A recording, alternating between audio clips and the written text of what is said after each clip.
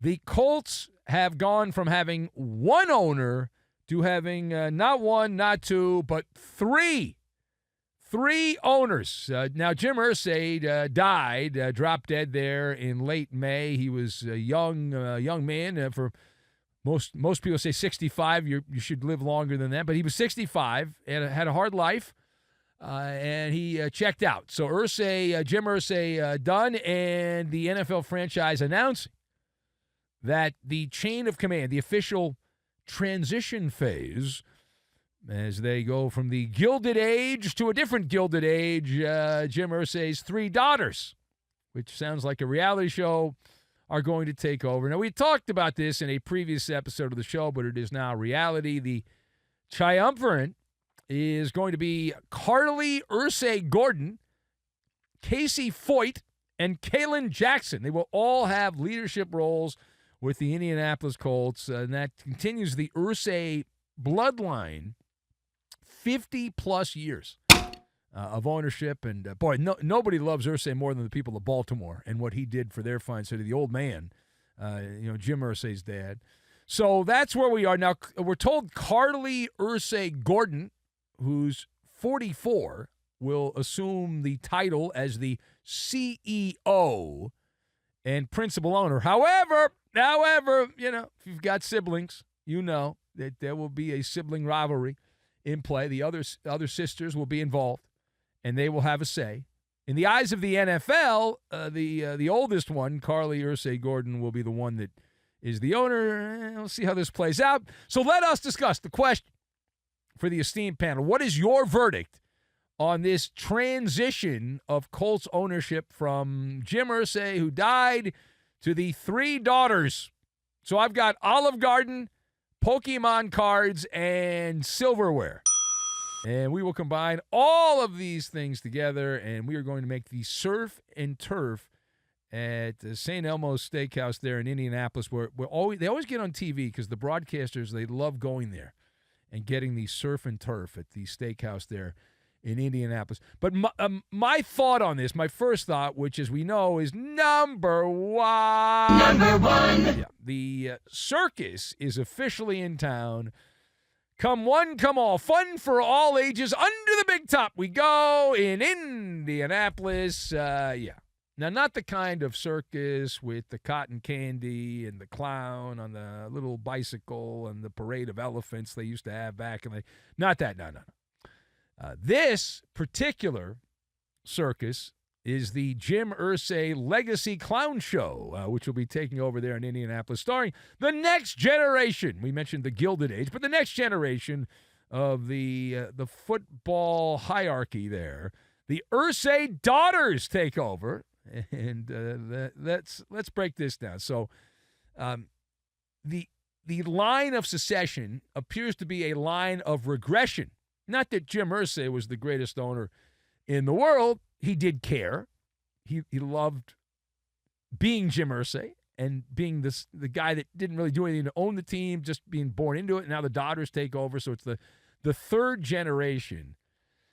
And as we have preached about from our nightly sermons here on the Bully Pulpit, we have mentioned many times that when you have the family passing on the franchise to the next generation, they give the keys to the franchise to the next line.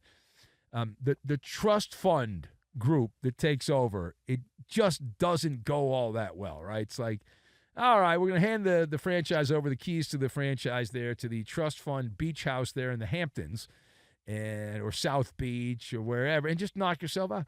Now we're heading into the third generation, if my math is correct, the third generation of Irsay ownership. It's a family business, and unlike your mom and pop pizzeria, which gets handed down to the next generation, it's an NFL franchise worth $4.8 billion. $4.8 billion. Good luck. Seriously, good luck to the Colt fans. You're supposed to sit there and just pretend that this is some kind of beautiful, sentimental moment, just tugs at the heartstrings, and so like the next chapter in some kind of rich person's fairy tale, and how amazing. Of course, I would argue, give me a bleeping break on that, right? I mean, what are we doing here? You're watching your franchise get passed around like it's a breadstick there at Olive Garden. There's only one left in the basket, and everyone's trying to grab it and all that stuff. And so I know in sports there's the thought that if you have in baseball, if you have 2 left fielders, you don't have one. That was the thought. Now the nerds think you need to have 5 left fielders. But for a long time, it was if you have 2 left fielders, you don't have one. If you've got 2 quarterbacks, you don't have one.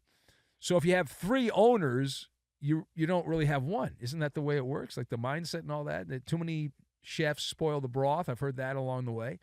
We'll find out. We'll find out in the coming days and whatnot there. And generally speaking, old family money, 3-headed ownership nightmare, old family money, treating the team like an ATM machine. And there's a lot of money. You need petty cash. There's a lot of cash there if your family happens to own an NFL team. It just doesn't go well. My examples, my evidence, Jeannie Buss with the Lakers, horrible owner, most embarrassing owner in basketball right now. How about Mark Davis with the Raiders? Not exactly lighting the world on fire there, and there's a bunch of other examples. Now, page 2. So we stay with the team in Indianapolis, but mainly we go to the injury tent because there was a new development that came out. I don't know if you saw this or not. But, despite some early positive reports that everything was going to be okay, we were skeptical, and it turns out that a little ounce of skepticism pays off in the end. We've learned of a setback for the great bust of Indianapolis, and not a Hall of Fame bust, just a bust in the quarterback there. Is it true? Is it true that Colts quarterback Anthony Richardson, who should have been drafted in the 6th or 7th round, but was picked in the 1st round because Jim Irsay had a bug up his tuchus and wanted to take him, that Anthony Richardson has a bum shoulder, and despite those initial reports of optimism, that Anthony Richardson will seek a second opinion from surgeon to the stars Neil Elatrash later this week in Los Angeles. How does that sound to you? All right. So I will tackle this before you tackle this. So this is a brochure.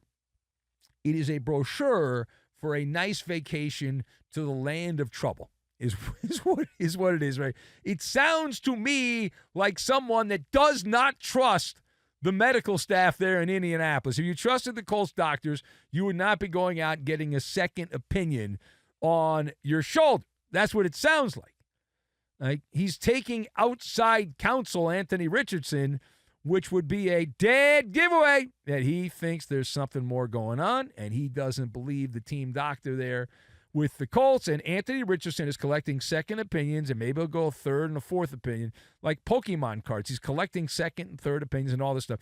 And Dr. Elatrash, who replaced Dr. Job, who was the legendary doctor that came up with the Frankenstein-like Tommy John surgery. It's not called the Frank Job surgery. It's called the Tommy John surgery. Anyway, Dr. Elatrash replaced him, and as the surgeon to the sports stars and all that stuff. And he's the guy that operated on Richardson back in 2023 on his shoulder. And so that adds another layer of curiosity here. And I'll tell you why. Okay, because it was previously, again, tossed out by the Colts and people around the Colts that there was no structural damage to Anthony Richardson's shoulder, that they had a scan that was performed, and it was okay. So if there's lingering inflammation, if this is an inflammation situation, and soreness and all that, 2 years after the surgical procedure, that means ding, ding, ding, ding, ding, alarm bells going, woo, woo. That's what it sounds like, woo. Those are alarm bells.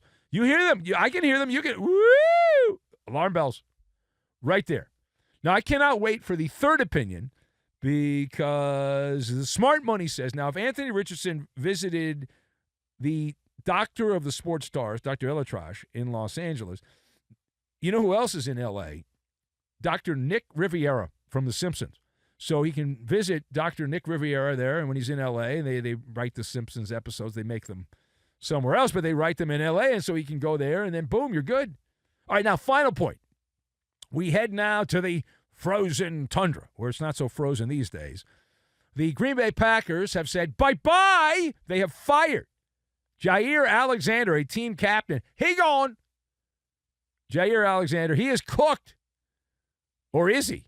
That's the question. So this guy, pretty popular player, one of the highest ranked defensive players at his position in the NFL in the last 5 or 6 years or so.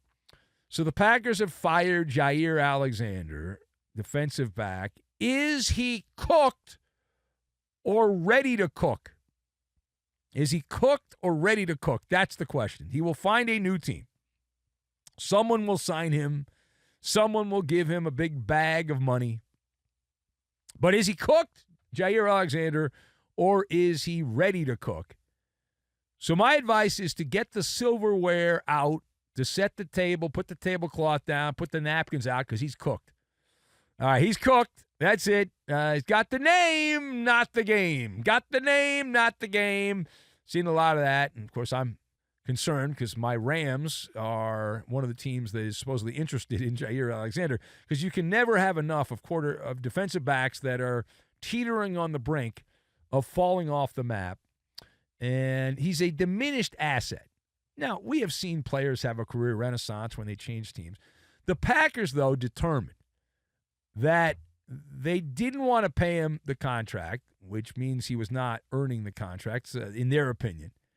So they said, hey, why don't we give you a pay cut? And he said, go pound sand, which I don't have a problem with. I mean, if you don't want to play for that salary, go somewhere else. He feels confident he can go somewhere else. Now, Green Bay also had him on the auctioning block. He was in the flea market, and nobody was bidding. No bidders. No. Nobody won. So the Cheeseheads were like, well, we're good. Take a hike. We tried to trade you. Nobody wanted you. You don't want to take a pay cut. Get the heck out of here. And don't let the state of Wisconsin state line kick your ass when you leave here. So the big reason why, after a minutes-long Maller investigation, is the bugaboo, the injury bug. And durability, significant concern.